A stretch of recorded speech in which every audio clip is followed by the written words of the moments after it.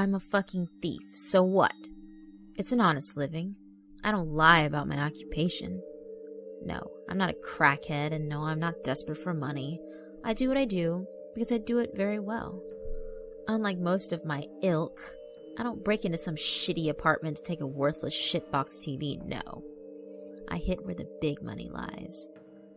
There's a fancy part of the city, Coral Road.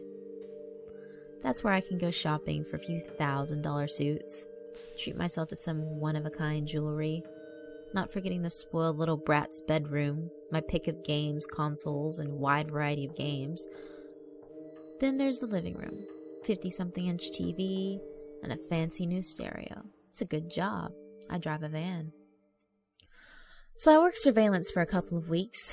Normally I'm just checking for patterns, but there's been no activity the whole week.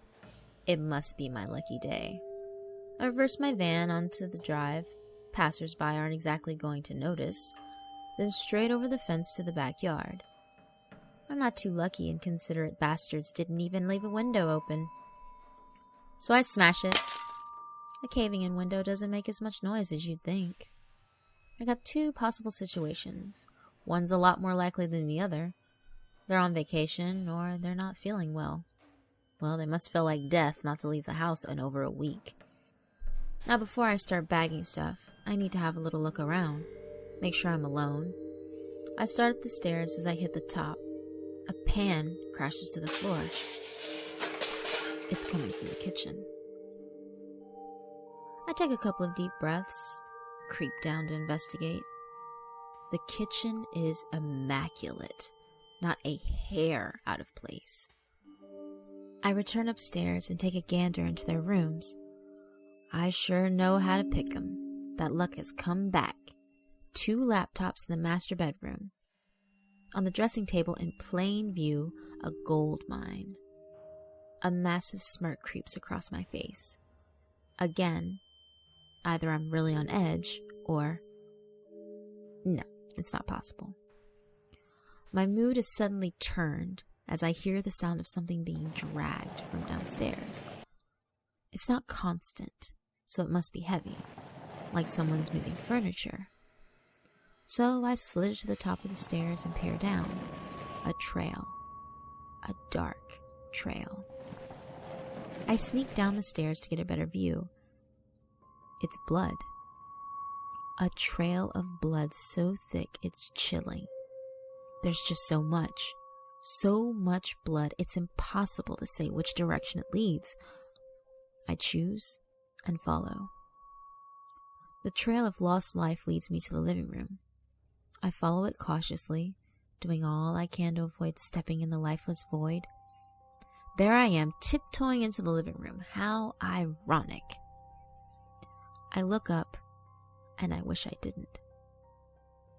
To my twisted luck, I chose the right path.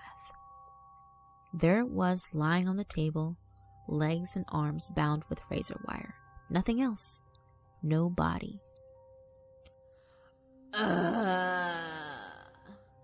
Echoed from the kitchen, followed by a suffering scream that pierced my ears and left me panicked and scared. I wasted no time and hid in the closet like a child playing hide and seek. The closet doors are slightly ajar. If I closed them, it might have made some unnecessary noise. I only have a brief wait, but it felt like an eternity. The beast of a man enters the room, and standing in the doorway, he scans the room, presumably looking for me. He stands tall, this hairy creature. Wearing a blood-drenched apron and clutching his instrument of the trade in his left hand, a macabre cleaver big enough to dismember an elephant. I close my eyes and grip them tightly shut in some pathetic, childish belief that he won't be able to see me. That noise. That dragging noise. The demon man makes his way to the center of the living room. Running from his right hand is a short length of barbed wire, wrapped around the long, innocent legs of a young woman. He lifts the woman without any effort, just his one arm, and hooks her to the chandelier. That poor woman, as I admire the bruises, cuts, and gashes, I find myself thinking, she must have suffered greatly before he gave her the luxury of death. The butcher makes his exit. Presumably, he is heading back to the kitchen. Thoughts of escaping start rattling through my mind. The window I came in is in a different room. I would have to go back into the hallway and cross the puddle of blood.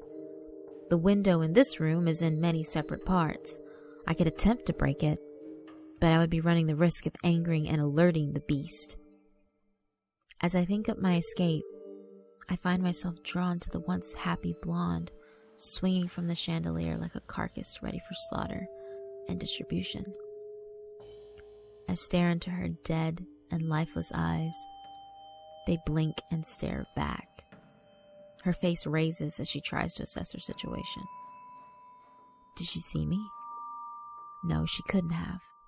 It's too dark. The master has returned after his short hiatus. The butcher is dragging another woman, fully clothed in elegant dress that fits her no less than perfectly. He places her on a chair and tucks her in, like the waiter at a fancy restaurant or a gentleman treating his beloved like a queen. The demon butcher continues to light a candle. I take another look at the poor girl swinging from the ceiling, her face filled with fear and anguish, tears rolling down her face. My weak stomach kicks in and vomit dribbles from my mouth, followed by a foul retch. That's when I heard, "Oh, monsieur, you must pardon my bad manners. I never realized we had company. Tell me, are you hungry?"